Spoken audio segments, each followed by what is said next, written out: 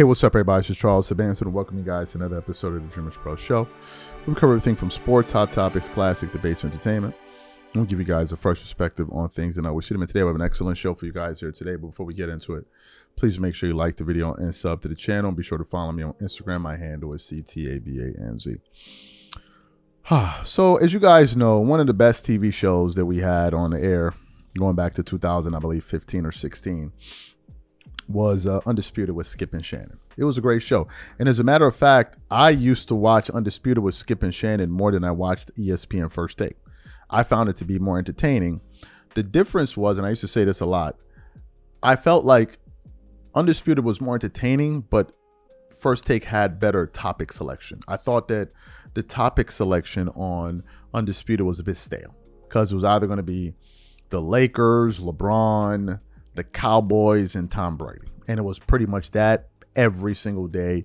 And then here and there, they were kind of sprinkling some other topics. But at the time, Tom Brady was, I think he was playing for the Tampa Bay Buccaneers at the time, and Skip Bayless has always been a huge supporter of Tom Brady throughout the years, huge supporter. But no one at that time would have guessed that the amount of support that Skip had for Tom would have caused them to now cross the line and disrespect his partner in the most disgusting way. And obviously, all of us know what happened there. But it was this morning that I came across an article here from Awful Announcing where it says, 3 years after infamous blow up between Shannon Sharpe and Skip Bayless over Tom Brady, everyone looks worse. And I said, oh, okay, let me go back and revisit that sound and kind of remember what those guys said to one another. But before I even get into what Skip and Shannon had to say, today's video is brought to you by our sponsor, Prize Picks. Prize Picks is America's #1 daily fantasy sports with over 10 million members. Prize Picks makes it easy to get real money action on the sports and players you love. You pick more or less on at least 2 for a shot to win up to 100 times your cash. For example, this week I'm really looking forward to some of these upcoming games. This week I'm picking Stephen Curry for more than 29 points. I'm picking Kevin Durant for more than 27 points. I'm picking Giannis Antetokounmpo for more than 12 rebounds. And I'm picking Luka Doncic for more than 8 assists. If you're like me and you like to play it safe, you'll love Prize Picks' new feature, Flex Plays. It's the safest way to play. You can still cash out even if your lineup isn't perfect. Plus, you can double your money even if one of your picks doesn't hit. On top of this, Prize Picks puts their members first, so all withdrawals are fast, safe, and secure. When my picks hit, I can get my money as quick as in 15 minutes. So download the Prize Picks app today and use code CLNS to get $50 instantly when you play $5. That's code CLNS on Prize Picks to get $50 instantly when you play $5. You don't even need to win to receive the $50 bonus. It's guaranteed. And remember, whenever you support this sponsor, you're supporting this channel. Thank you. All right, so we want to play the sound that really kicked all of this off, that marked the end of this relationship, and really, which is at the heart of what this report is talking about today. So what we want to do is I want to play that sound for you now, and then I want to come back and continue on the show. Take a listen to the sound here. Week? Yes. Okay. Skip. Well, Brady had a better game than Tua had. Well, he did. Skip. All I'm saying is this.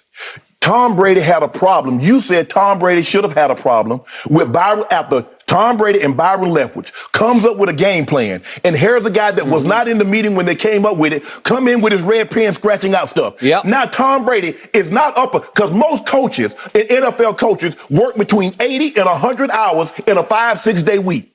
So Tom Brady the night before, he's making tweets when he didn't stay up those 80 to 100 hours.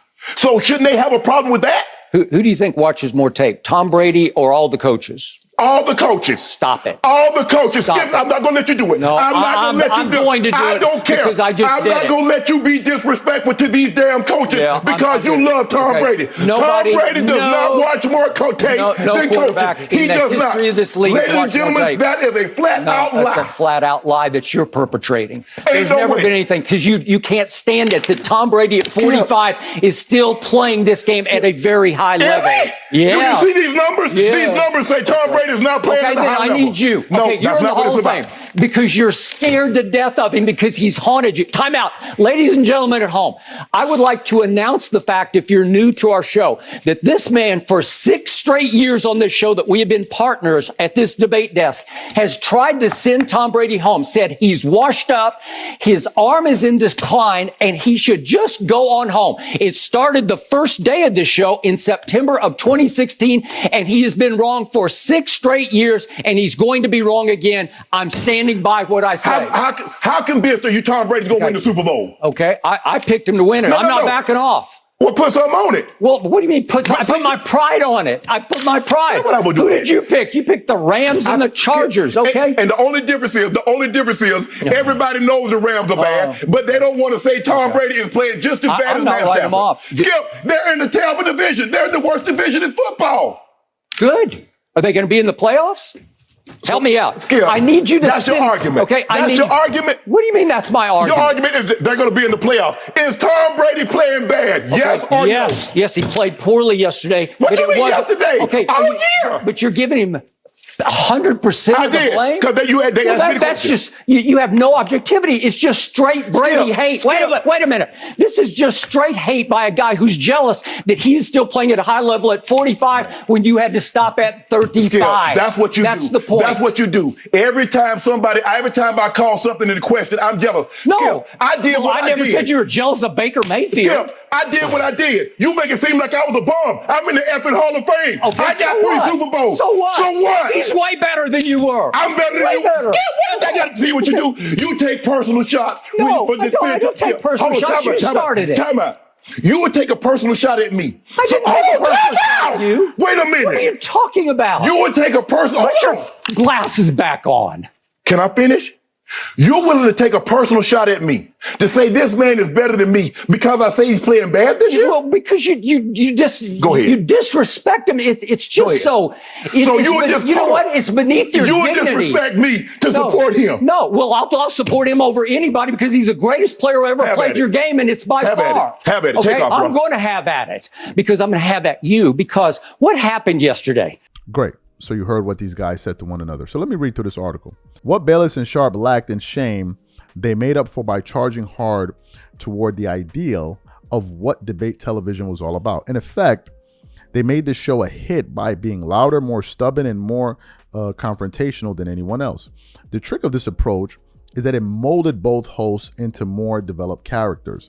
Like Mortal Kombat characters' speciality moves, Sharpe became tied to his certain phase like LeBron James, while Skip Bayless had Tom Brady, the Cowboys, and Baker Mayfield. As sparring partners, the two found their natural points of disagreement and dug in.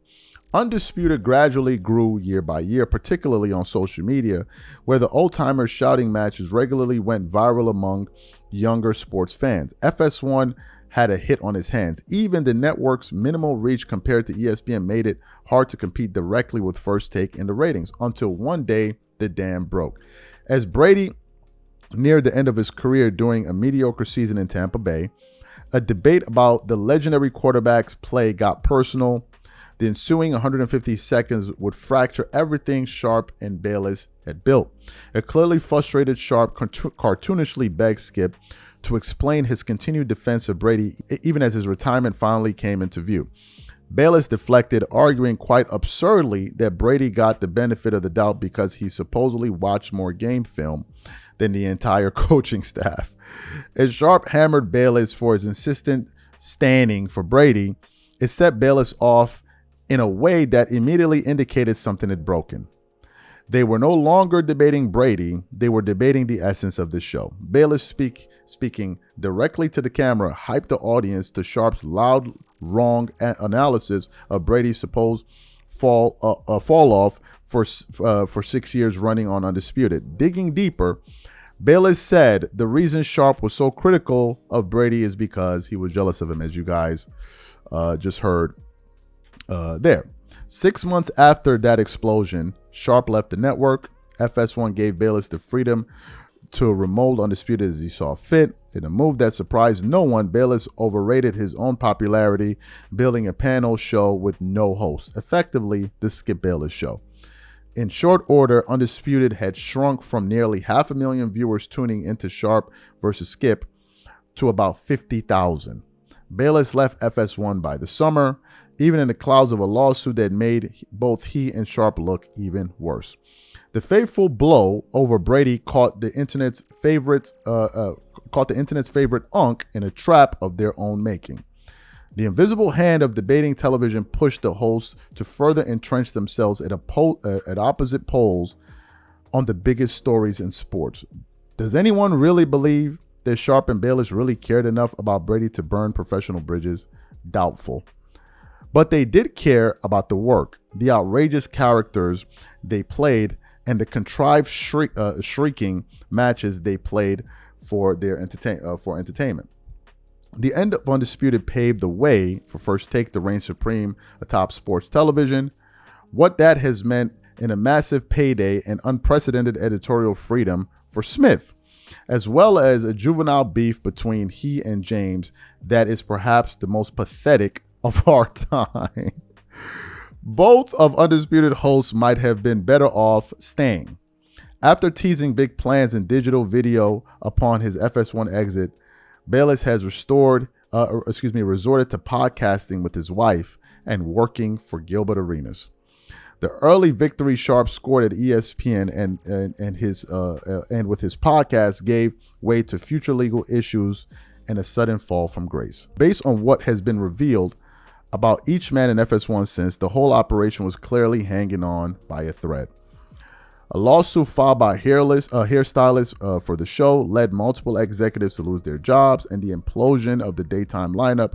Both Sharpe and Bayless have been marred by allegations that make your skin crawl. Some might say the Undisputed show should have stayed together, and that both hosts would have traded all to go back to the triumphal moment in late 2022, just before the spat over Brady. But they were never going to succeed in the long run. Now, Brady, the debate clip, will live in infamy, not as the moment in which Sharpe defeated Bayless or Bayless went solo, but something far smaller and less important. It merely will represent a sad final chapter on what was the quintessential version of an empty form of sports commentary and a rise and fall of a network that has never been able to get out of its own way. Well, damn.